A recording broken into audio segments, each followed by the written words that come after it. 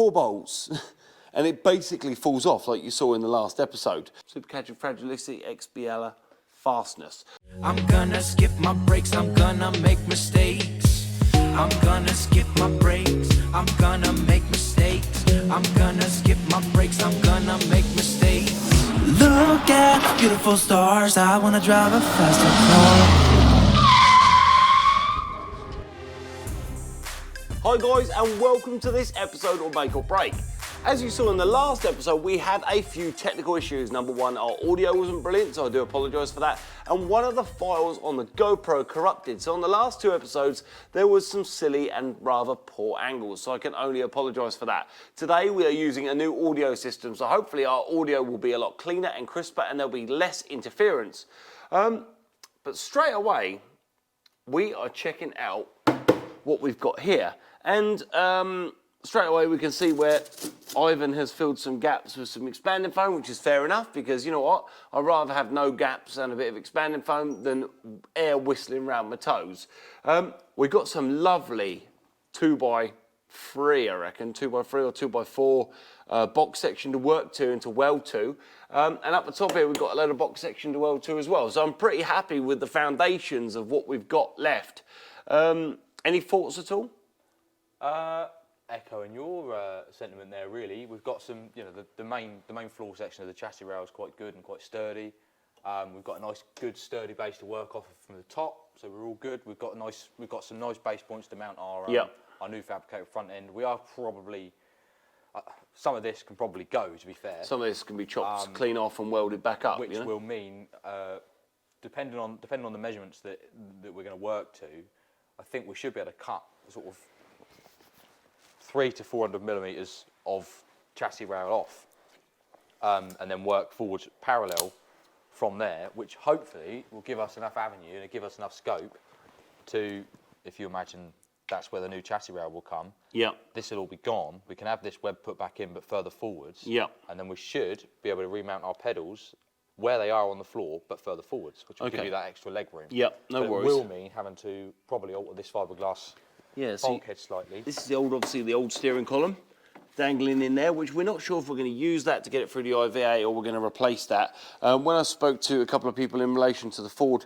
forums, I think it's going to be best to ditch that, to be fair. It's a bit old school. So what he's saying is basically this pedal area here, we should be able to open this up and move that back to give us a little bit more leg room, which is, I think, really important, really, considering we haven't got a lot of space in there. You're 6+ foot, and you're never gonna. I don't think you're gonna get in it. No. You know, obviously, I never met Ivan, but he's not the tallest of fellas, so it was all right for him, I suppose. But if you're someone that's a bit more vertically enabled, like you, you're definitely going to want the pedals slightly further down. But it's something that we can do now that we're gonna sort of steer away from the whole Ford front cross member and go to a custom-made double wishbone with some nice struts. We can really open this right out, this bulkhead area. Yeah. It's not going to be the end of the world, I don't think. I think we should be all right.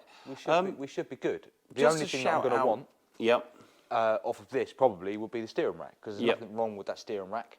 We should be able to reuse that, and it's perfectly set up to the width of a GT40. Yeah. So, you know, we go buy another new steering rack, we're going to have to take the inner steering track control arms off this and the wishbones anyway. We are going to replace, sorry, wishbones, I meant track rod ends. We're going to replace track rod ends anyway, but at the moment we're at a perfect length, so, you know, don't... We know what track rod ends they are. Yeah, exactly. We know that they're Cortina, or they're either Mark IV or Mark V Cortina. I think it is Cortina with 5-stud hub adapters. Yeah. Or let's say it could be P100. So what he's done, which I do love about Ivan's ingenuity, is he's tapped and threaded all these bolts. So there's no nuts under there, which is lovely. So you don't have to worry about trying to hold stuff. Yeah. Obviously, what he's done here is fantastic. You know, he's built something here that 4 bolts, and it basically falls off like you saw in the last episode. We aren't going to need the radiator, because I've got a company in America that I believe is going to supply us with a new one. Yeah. We're not going to need the fans unless the guys in America supply me with some new ones. We're not going to need the anti-roll bar because this is made for a Cortina, and we're not going to need the discs or the hub setup because I have new hubs being made as we speak, and there'll be a little chat about them in the future and what we're doing with that, because this car is about, we want to make it special. We want to make it fast, we want to make it reliable, and we want to make it handle like a race car. And we want to make it fast.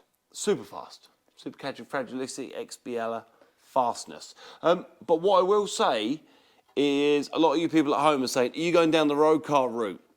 And yes, we are. So appearance-wise, so the exterior of this car will scream and shout road car. Okay, every part about it will be a road car. The interior, I went and saw a GT40 on the weekend, and the interior has swayed me completely from going for a black to a lighter colour, because I think it really gives you a lovely, lovely road feel inside. I want to make it feel like a road car inside, but then the underpinnings and the engine and the transmission, I want this car to be able to go just as good as it looks. Some of my priorities are to make it fast, but I want it to be handling well as well, and I want it to be, you know, to be able to throw it around a track, and I want to make enough space to throw a helmet in it. I want to make it nice. So, yeah, a little bit of an update there for you on how we're moving forward. A real sort of resto mod GT car, but you know, down the proper thoroughbred GT route. So Yep. you know, when you really want to sort of get angry with it, it's going to be able to cope, and it's going to, you know, we know that it's going to have a good solid platform to work Yep. with. But like you say, ultimately, you still want them few creature comforts. You still want to be able to have aircon. Yeah.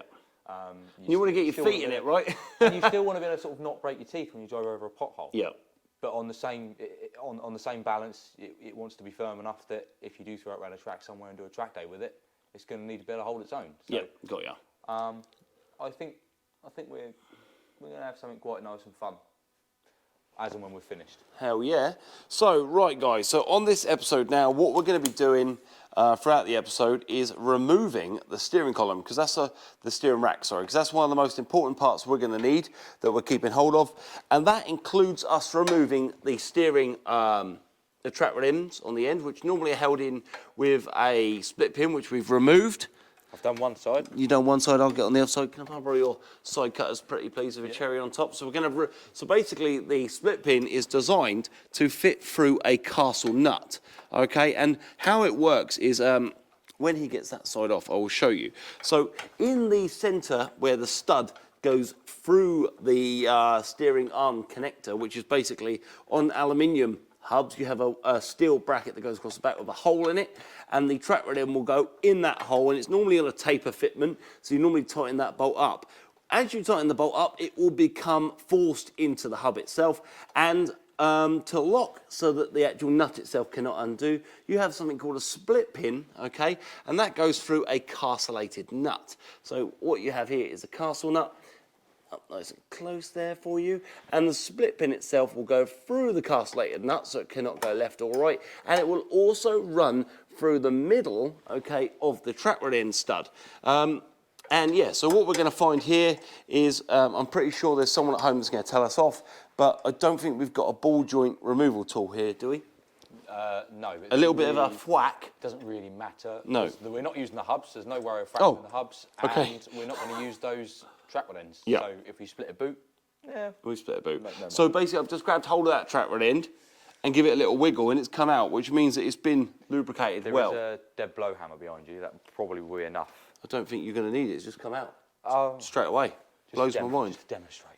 Oh, yeah. So normally what you do, guys... Right on top of your case there, there's a... Yep. So what you normally do, guys, is get your hammer and you whack it on the actual hub part itself, which obviously the track rod end goes through. Give that a couple of nice little whacks, and being a dead blow hammer, you're not going to damage anything either. There you go. Like so. And then, hopefully, I see this one's in a little bit better, which is good. Hey, Gives you a 2 little seconds, let me demonstration. bring that down there. Just as he says that, it drops out. Really? So just to show people what we're talking about there. So one good whack now, I think, and out she comes. And she falls right out. So there you go. So there's your taper of your actual pin itself. Track run See, in. that needs replacing anyway because there's no The boot boot on it. shot and the it's bits got anyway. stiff. Yeah, but we know they're Cortina, so Yeah. they're easy enough to order. Yeah. That's half the reason why sort of I've recommended that we keep the rack that we've got because we know it's got the right width. Yeah. You know, we know that it worked. So- And it's a nice, simple, easy rack to use. They're quite common in. They look like in a lot of- 17s in to a lot me. of sort of hot rods and things like that. They use Cortina columns. Yeah. Cortina racks. Okay, what we got here? I'm looking for a 17. There we go, 17 mil. Do we have a gun by chance? Yeah, we do. As, Yeah, so there's a 17 mil bolt he's put in there, and he's actually tapped the actual subframe itself with a tap. Matched probably a 1.25 or a 1.5 coarse thread. That's probably an M8, which is probably an 8 mil. 8 by 125 tap that he's wound in there. So then what he's had to do, wind the bolt in, and you've got quite a nice 2 mil thick subframe there. So, you know, if it was very thin, you would worry about putting a tap in because it would come out. But yeah, pretty. you've got big, small socket. I've got mini man stuff, sorry. So guys, what I want to touch on, okay, and if you can put comments in the section below, we would really love to see what shock absorbers you have fitted on your AC Cobras, on your GT40s. There's a couple of kits out there. There's a kit out there for a Coney, Bilstein, lots of other different people out there. So, you know, please comment in the section below and let me know what you have on yours, because we're going to be putting possibly the best we can get on ours. Yes, you've got quite a coarse thread on there. Yeah.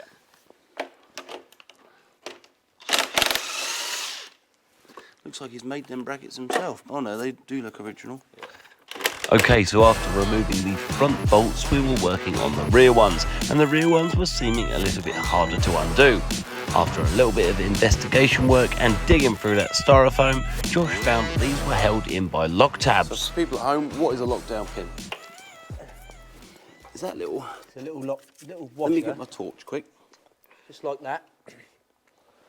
It's got little sides that you fold up that sit up against the side of the bolt, as you can just about see there. It's just another little aid. The olden day nylock nut, yeah? Yeah, it's just a little aid to stop the Bolt. nut from shaking itself or rattling itself loose. Yep. That's why you were struggling there. I'll just get something in behind that and ease it down. Look at that. Just like that. Anyone would think I knew what I was doing. Right. And then, It should be a case we should just be able to take the weight and feed it through. It's going to be stuck down somewhat because of that foam. There you go. there is our steering rack. So this is not a power steering rack, guys.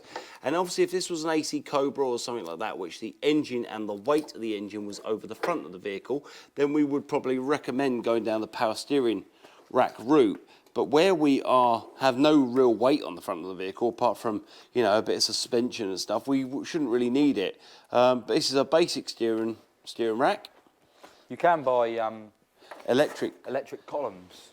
I think they originated from Vauxhall Corsas. Yeah. And the idea of those is that you can have a standard non-power steering rack, and the power steering is done through the column. Right, got ya. But they do take quite a lot of room in your driver's cockpit area. Right. To install. Not massive amount, not huge amounts, but obviously we're limited on cockpit space as it is. So, like you say, because we've not got a lot of weight over the front, a standard steering rack should be ample for what we want. So, guys, thank you for watching this episode of Make or Break. You know, we have stripped our steering rack off today, and that's quite a very short episode. And we've gone over some of the things we're going to be doing. Like I say, we are going to be going down the route of making this car a road-going but race car.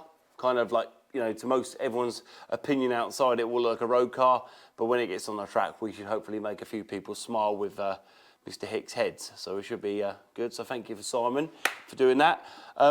Just to let you know, I've kind of just touched on it there, but the heads are now off with a man called Simon, and he is rebuilding our cylinder heads. Although they came out of the box and you could bolt them on, there's a man out there that can make them a whole lot better, right? Yeah, hopefully. Well, not even hopefully. The proof's in the pudding. We've had quite a lot of cylinder heads between us, done by Simon in the past, and there's always an improvement, and it's miraculous, really. He's a really, really clever guy. And nice guy too, as well. I'm quite excited to get it all back now and get the engine put back together, and then we can start fabricating our rear end. And we need to sort of get the engine almost to the point of fill and get the gearbox back and get that to the point of sort of all up so that we can get it in the back. So that we've got a data point on where our gearbox needs to sit. Because I think I touched on it. I think at some point in one of our first episodes that we did, when we were looking at the back end of the car. I'd like to try and sort of level the engine out slightly, which means that we're going to have to try and get the gearbox set where we want it. So what I didn't know, so I spoke to a few people in the GT40 world, and when we removed this, there was a 1 inch by like 0, the other side, allowing our carburetor to sit level. So what I've learned from these GT40 builds is the engine does not sit level. Okay, it does fit slightly cocked. They are slightly on a hill. That's it. So we need to make sure that our sump is possibly baffled or has got enough consumption to hold the oil, so that obviously if there is that slant, we don't want the engine to go dry, if that makes sense. What another gentleman, a very, very clever gentleman, has told me is they have a link pipe on the top of the inlet manifold, which allows, because the engine is sat like that, you do get a water lock in the back. So obviously a lot of engines overheat after they go to GT40 because they don't get the right water circulation. And this is not stuff I know, this is stuff I've learned through you lovely people at home watching our videos. So thank you very much. We'll see you next week on another episode. Bye for now. Bye-bye. Quick reminder, hit that subscribe button, the like button, and then the bell button, so you get alerts when we release new episodes, and follow us on social media too for extra stuff and more alerts about videos we're releasing, which at the moment is every Sunday and the odd Wednesday too. Bye for now.